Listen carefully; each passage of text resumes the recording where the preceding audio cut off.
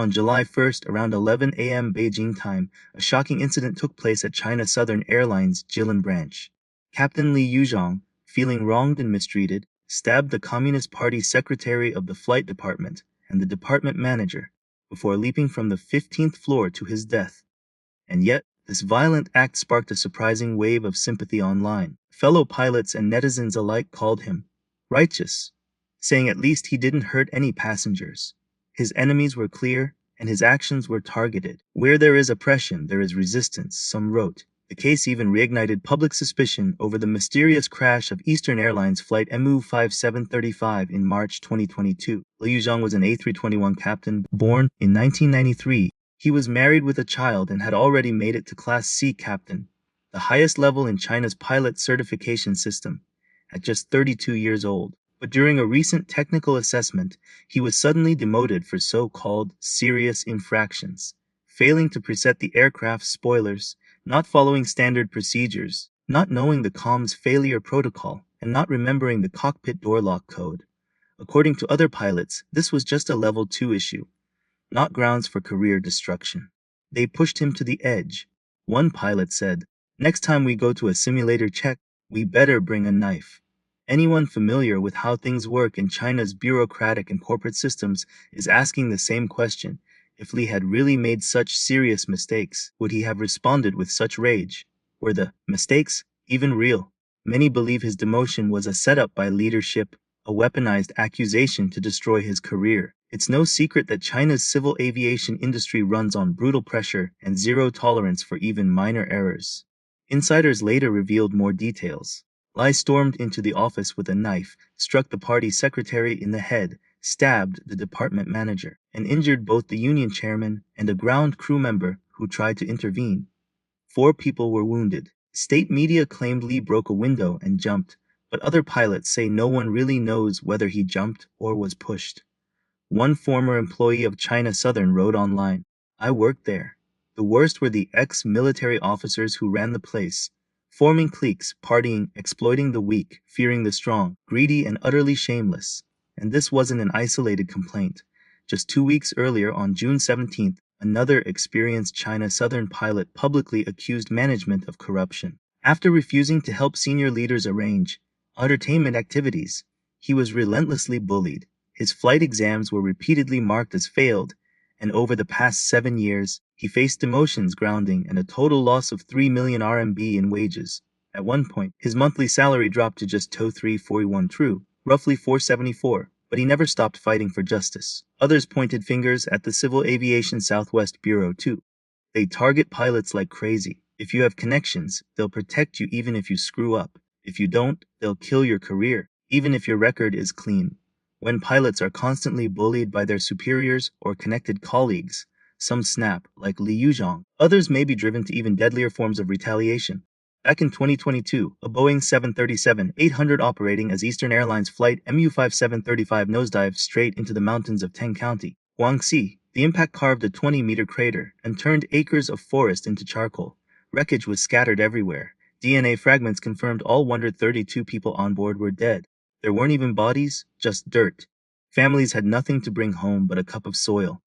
3 pilots were on board. Co-pilot Zhang Zhengping had logged 500 hours of flight time, making him one of the most senior pilots in all of Chinese civil aviation.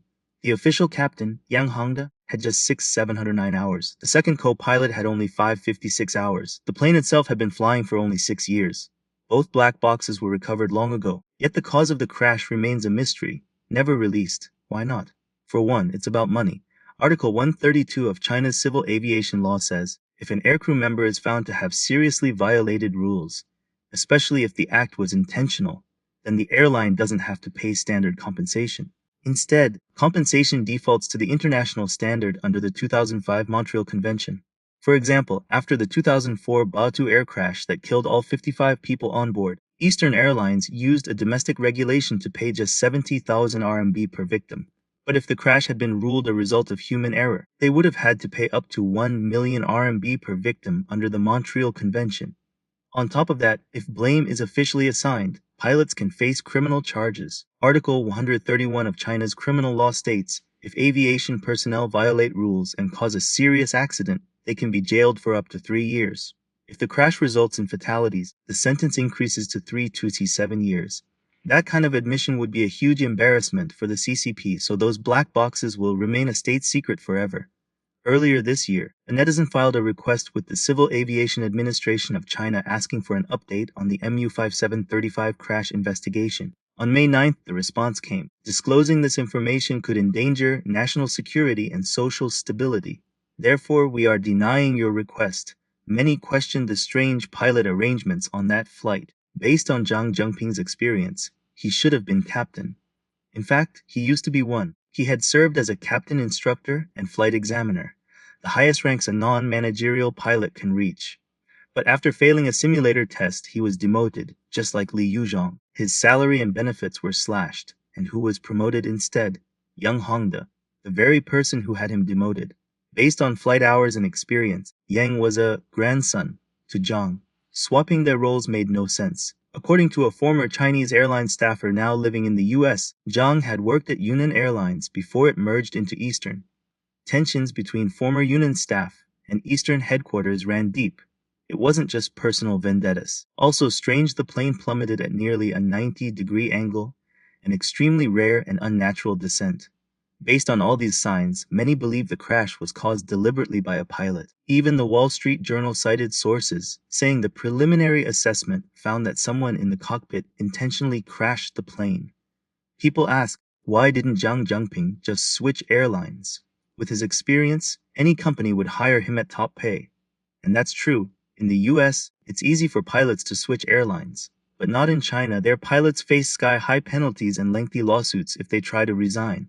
In 2014, 42 Chinese airlines signed a pilot mobility agreement, stating that pilot departures must stay under 1%. It locked down the industry. In 2017, Eastern Airlines sued a pilot named Ma Qiang for 5.4 million RMBs, about 864 those other, after he requested to quit. 2 years later, the court ordered him to pay 3.78 million RMB, a 6L4, 800. People who haven't lived through it don't understand how brutal CCP-style punishment is. It doesn't just break your career. It crushes your will to live, shuts off every exit, and silences your voice. In recent years, revenge attacks have become more and more common in mainland China.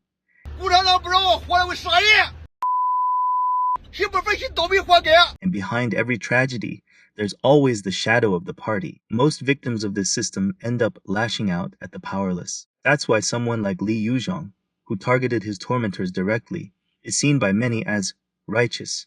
Just like Yang Jie, who once said, "If you won't give me an explanation, I'll give you one myself," before storming a Shanghai police station and killing 6 officers.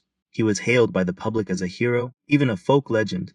In a society where justice is twisted and there's no outlet for grievances, people who are bullied and humiliated for too long can easily spiral into extremism. Every small rejection or misunderstanding can feel like a deliberate insult. You're mocking me. You're all against me. You'll never help me. You all owe me. So they make others feel the same pain they were forced to endure. In the end, everyone loses. 1 or 2 cases might seem isolated, but if they keep happening over and over again, then you have to ask who's really sick here and who's the one pulling all the strings.